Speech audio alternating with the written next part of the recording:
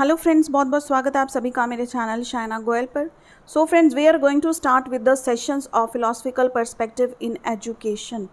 सो देखिए, अगर आपने फ़िलॉसफ़ी का जो मैंने कॉन्सेप्ट आप लोगों को समझाया था, अगर आपने वो वीडियो नहीं देखी है तो प्लीज़ ये वीडियो देखने से पहले आप वो ज़रूर देख लीजिए, ताकि आपको जो कोर्स का हम स्टार्ट कर रहे हैं इस सेशन के साथ, तो वो चीज़ अच्छे से समझ में आ जाए। पहले कंसेप्ट बिल्डिंग ज़रूरी है ताकि आप कंटेंट को समझ सकें। So friends, before I start with this session, अगर आप मेरे चैनल पर नए हैं तो इसे सब्सक्राइब कर लीजिए और साथ ही में क्लिक कर दे बेल आइकन पर to get notifications of my latest uploads.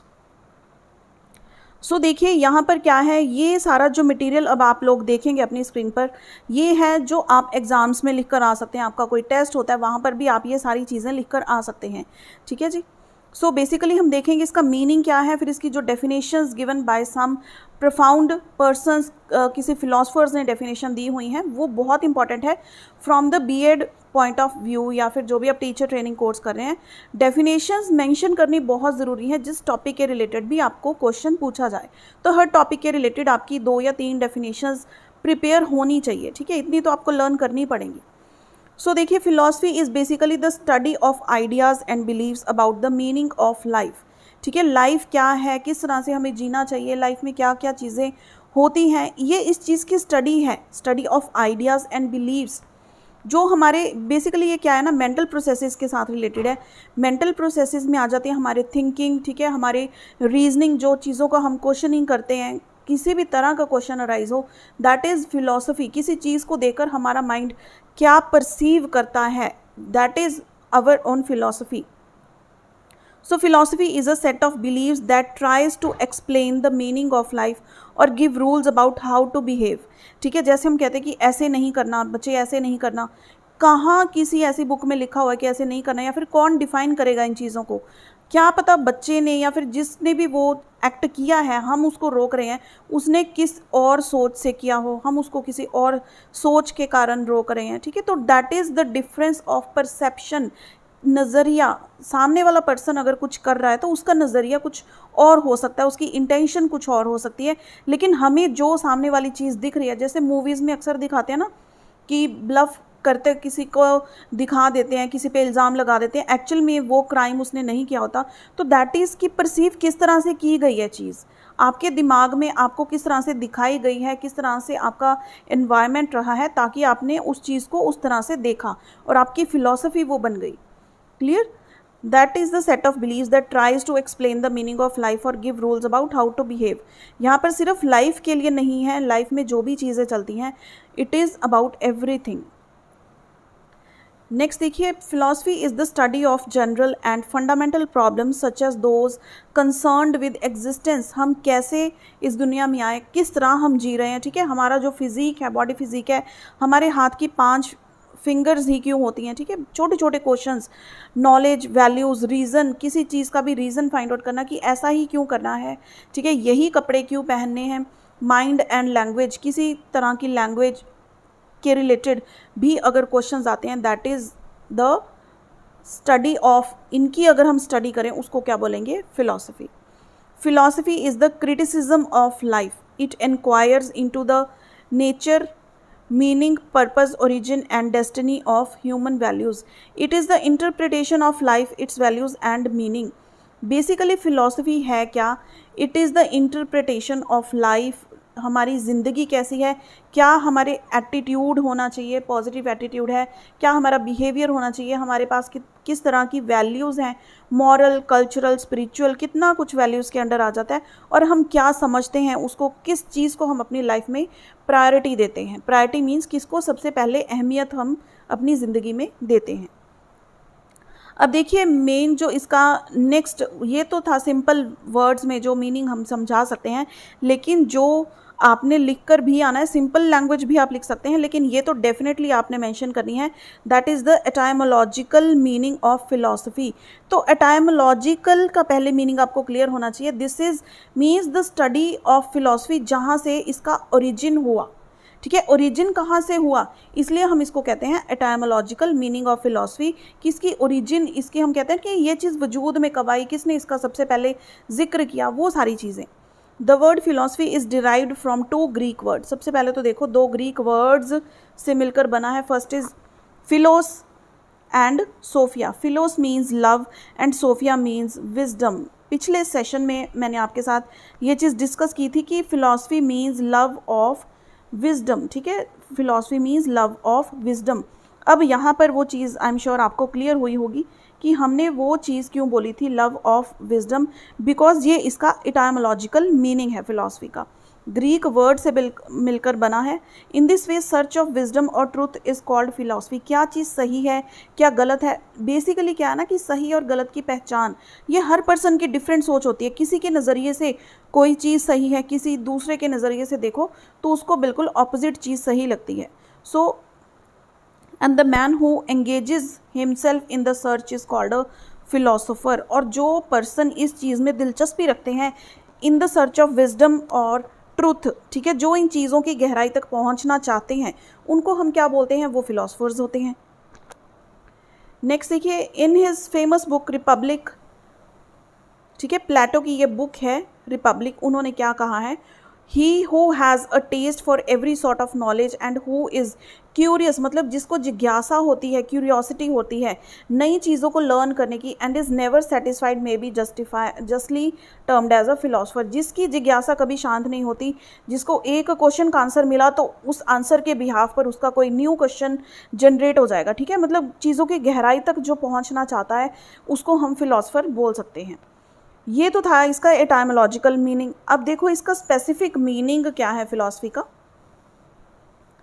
Specific meaning अगर हम किसी चीज़ पर पॉइंट आउट करते हैं ना, स्पेसिफिकली ये मीनिंग है फिलॉसफी का, to be precise and definite one may call philosophy as that deep thinking and meditation which concerns itself to God, the soul and nature. देखो 3 चीज़ों पर मेन फोकस है यहाँ पर, that is first is God, ठीक है, भगवान क्या है, हमारी अंतरात्मा क्या है, और ये दुनिया, ये नेचर जो है, प्रकृति जो है, इन चीज़ों के रिलेटेड अगर हम डीप थिंकिंग करते हैं, ठीक है, अपने ही ध्यान में बैठकर इन चीज़ों को सोचते हैं, लाइक मॉर्निंग में आप लोग अगर कोई मेडिटेशन करता है, ठीक है, हमारे माइंड में कोई ना कोई पिक्चर ज़रूर बनती है, कोई अच्छी सी पिक्चर बनती है, या तो फिर हम ओम की पिक्चर बना लेते हैं अपने माइंड में, या फिर किसी को पहाड़ बहुत ज़्यादा पसंद है, झरने पसंद है, तो वो सारा जो लाइट म्यूज़िक हम यूट्यूब पे भी सुनते हैं ना, झरना गिरता है, तो वो सारी चीज़ें क्या है, डीप थिंकिंग की तरफ हमें ले जा सकती हैं, एक माहौल सा बना देती हैं। This concentration and deep thinking is for revealing the hidden and immortal realities of existence, namely what is the nature of life, when human being has come, कब आया इंसान, सबसे पहला इंसान दुनिया में कब आया, कौन था वो, what will be his final destination, ठीक है, फाइनली क्या डेस्टिनेशन होगी उसकी, how does external nature affect human life. ये सारे सवाल इस तरह के हैं जिनका पर्टिकुलरली हम कहते हैं कि कोई ठोस आंसर नहीं कर सकते, अलग अलग आंसर्स मिलेंगे हमें अलग अलग पर्सन से। ये कोई डेफिनेशन थोड़ी है, जैसे हम कहते हैं कि डिफाइन ट्राइंगल मैथमेटिक्स में होता है, ये थ्योरम बताओ, तो उसका पता है हमें ये पर्टिकुलर आंसर आएगा, ठीक है, अगर 10 लोगों से भी पूछोगे तो वही आंसर देंगे, घुमा फिरा के उसका मतलब वही बनेगा। लेकिन फिलॉसफी ऐसी चीज़ है जिसके क्वेश्चंस का आंसर हर पर्सन के पास अपने पर्सपेक्टिव के कारण डिफरेंट होगा। How does this Cosmos operate, how does the heavenly bodies affect human life. देखो यानी कि ह्यूमन लाइफ के इर्द गिर्द सारी चीज़ें घूमती हैं। नेक्स्ट थर्ड मीनिंग जो है इसका, that is the wider meaning of philosophy. एक तो हम कहते हैं ना नैरो मीनिंग की, छोटी सोच वाले जो होते हैं, या फिर अगर बिल्कुल किसी को थोड़ा सा बताना है तो नैरो मीनिंग उसको बता दो। वाइडर मीनिंग फिलॉसफी क्या होता है, a deep study reveals the fact that a man undergoes various kinds of experiences throughout his life long life from birth to death.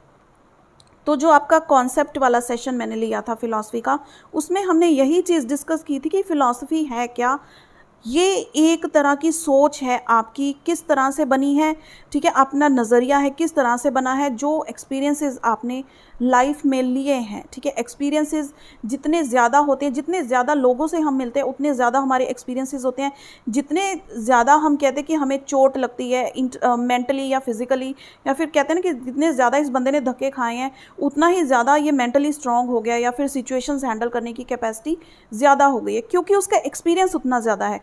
So with the building of experiences through out the life, हमारी जो philosophy है ये हमारी सोच किसी चीज़ के प्रति बनती रहती है।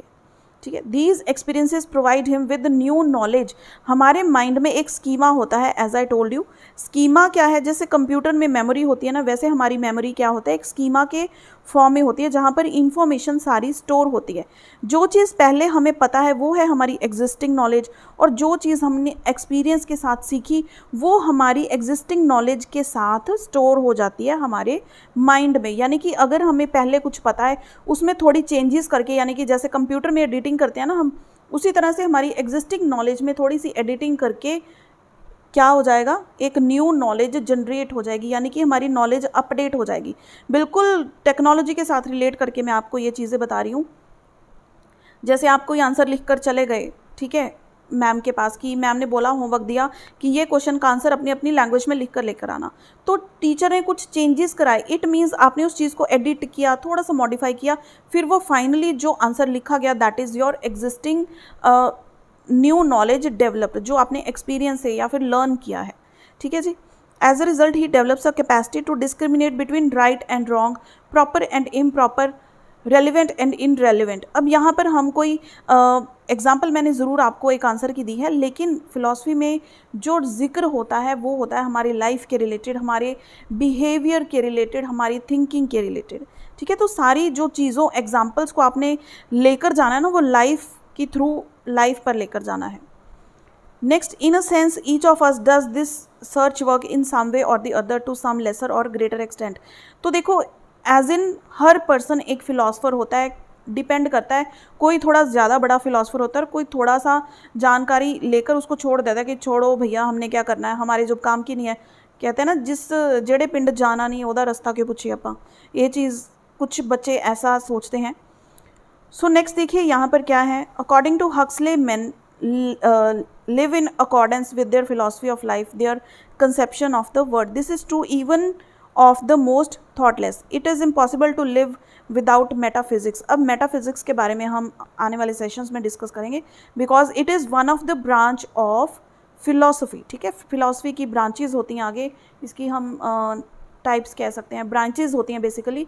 तो this is one of that, इसको हम अभी डिस्कस नहीं करेंगे, होल्ड पर रखते हैं। नेक्स्ट इंपॉर्टेंट थिंग जो मैंने आपको बोला था कि डेफिनेशंस बहुत इंपॉर्टेंट है, तो 2-3 डेफिनेशंस यहाँ पर मैं लेकर आई हूँ, मेन वाली जो अच्छी वाली है। To make the meaning of philosophy more clear the following definitions are being given. सबसे पहले डेफिनेशन दी है हेंडरसन ने एंड हिज कोलीग्स ने। What is that? Philosophy is a rigorous, disciplined and guarded analysis of some most difficult problems which man has ever faced. According to R.W. Sellers, philosophy is a persistent attempt to give insight into the nature of world. Insight मतलब पूरी अंदर तक निगाह डालना, कहाँ पर, दूरदृष्टि जिसको हम बोलते हैं, या फिर insight पूरी डेप्थ में उस चीज़ को देख कर समझना, into the nature of world and of ourselves by means of systematic reflection. Then the final third definition, according to Bertrand Russell, philosophy like other studies aims primarily at knowledge. तो ये बिल्कुल favourite होनी चाहिए बच्चों की, क्योंकि एक ही line में ये डेफिनेशन भी कंप्लीट होती है। ठीक है, यहाँ पर एटलीस्ट आपकी एक डेफिनेशन जो है एक लाइन की, आप अगर आपको दिक्कत होती है लंबे लंबे सेंटेंसेस लर्न करने के लिए, तो ये एक छोटी डेफिनेशन भी आप लर्न कर सकते हैं। ठीक है, so friends, I am sure अब आपको फ़िलॉसफी की ये चीज़ बिल्कुल ईजी लगी होगी, क्योंकि आप लोग कंसेप्ट इसका समझ चुके हैं। अदरवाइज़ जो बच्चे फर्स्ट सेमेस्टर में होते हैं वो बहुत ज़्यादा कंफ्यूज होते हैं फ़िलॉसफी में। ठीक है, साइकोलॉजी का भी हम करेंगे, दोनों पैरेलली इसलिए करेंगे ताकि आप इन दोनों में डिफरेंस देख सकें, और एट द एंड आपको मेन डिफरेंस पता लगेगा। Philosophy is a different thing, psychology is a different thing. So friends, ये वीडियो आपको हेल्पफुल लगी हो तो प्लीज़ इसे लाइक एंड शेयर ज़रूर कीजिएगा, एंड चैनल को सब्सक्राइब करना मत भूलिए। बहुत इंपॉर्टेंट और बहुत इंटरेस्टिंग वीडियोस आपके लिए अहेड आने वाली हैं, अलॉन्ग विद द जो मेन इंपॉर्टेंट क्वेश्चंस आपके पेपर में आ सकते हैं। ठीक है, क्वेश्चन पेपर्स भी हम डिस्कस करेंगे। सो इसको आप देखते रहिए, and see you friends in the next video. Till then keep watching.